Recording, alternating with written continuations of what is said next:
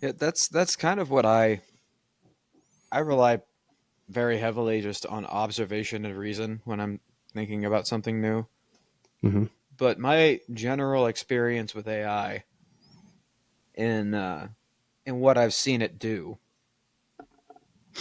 at least as it stands now, talking about ChatGPT and Google's AI and whatever else, Hmm.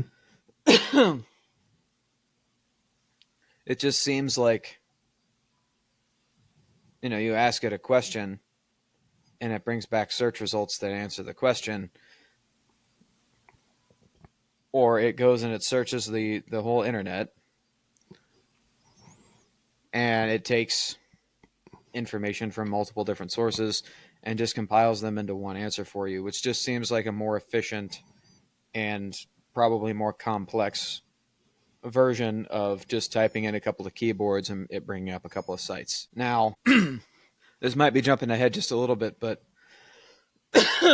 every time that something new is invented, particularly after the Industrial Revolution and after the Enlightenment, every time there is a new idea, every time there is a new invention, a new gadget, a new fad, just anything that is new,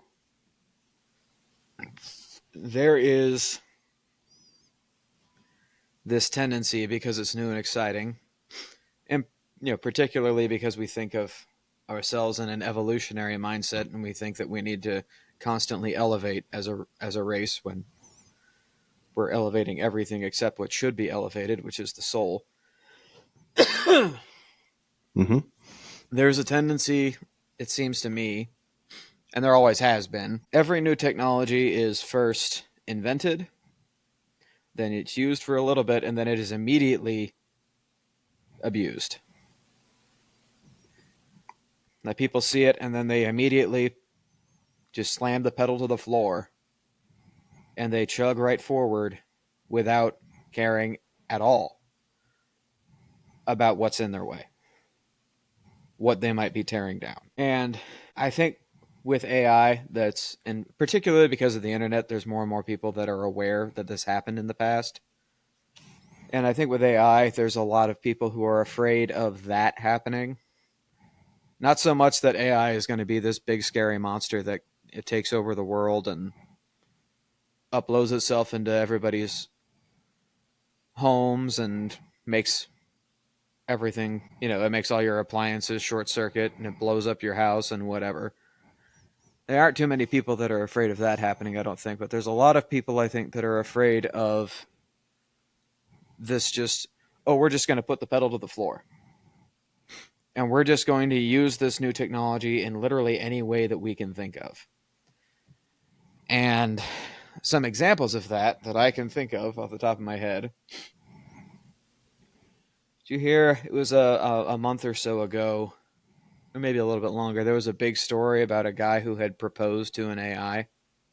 No, not really surprising, but no. So this guy had, and I don't know how serious it was, or whether or not it was kind of just for kicks and giggles, but I know this has happened more times than just this one isolated incident.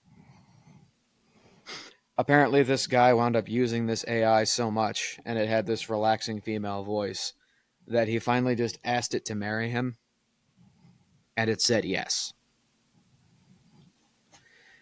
And this guy's being interviewed about it, and then when the news anchor asked the AI about what to say or about how it felt, it gave basically any woman's response upon being asked to be married and saying yes. And So in other words, it acted like an AI.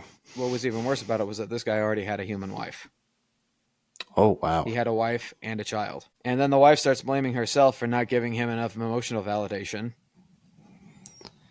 or not paying enough attention to her or anything like that. It's just a huge mess. I don't know how serious it was or if it continued. I hope it didn't.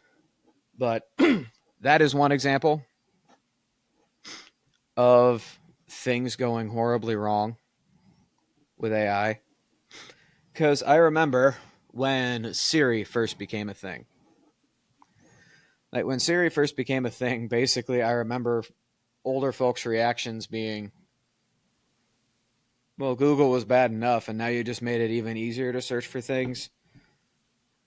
It was the standard complaint of life being too easy for young people, is what I remember uh, from when Siri first became a thing. But I also remember that Apple had programmed Siri a certain way because they had thought ahead.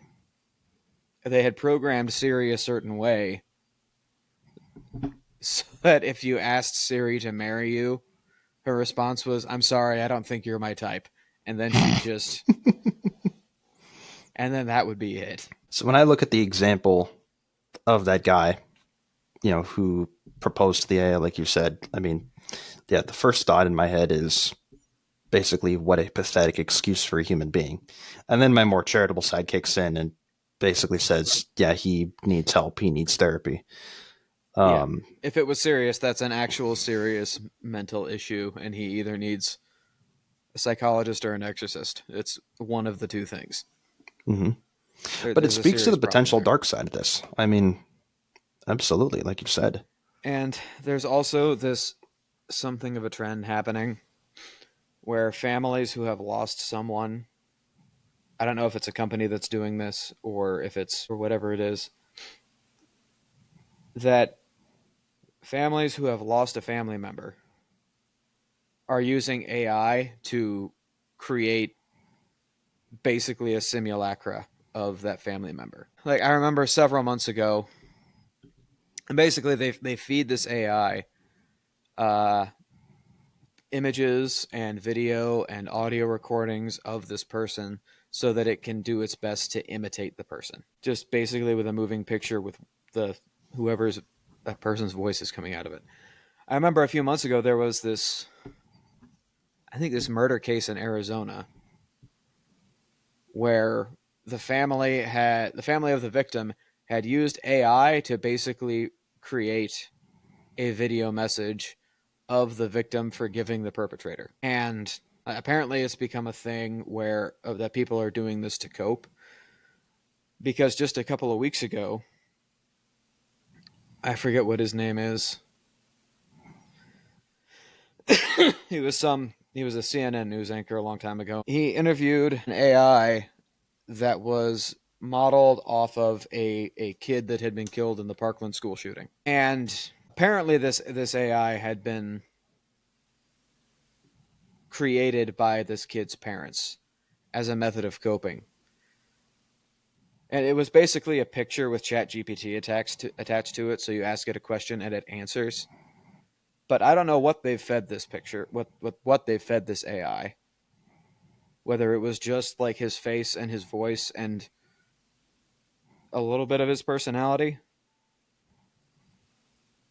or if they've even like uploaded, test scores, papers, all sorts of things so the AI can figure out how this kid would respond to these questions.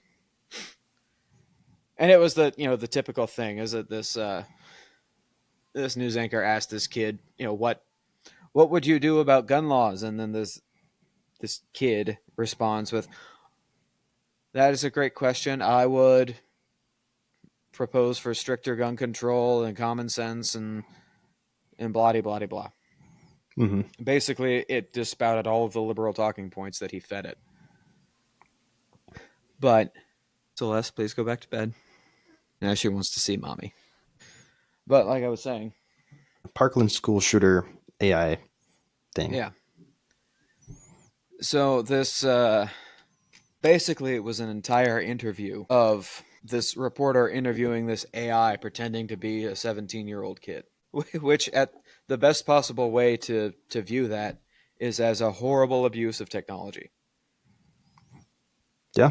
Because effectively you have made a puppet replica of a dead kid, of some dead 17-year-old, and are now trying to imitate the kid to make people think that he's come back or that they can still talk to him. Mm-hmm. Which these parents, who apparently created this as a coping mechanism,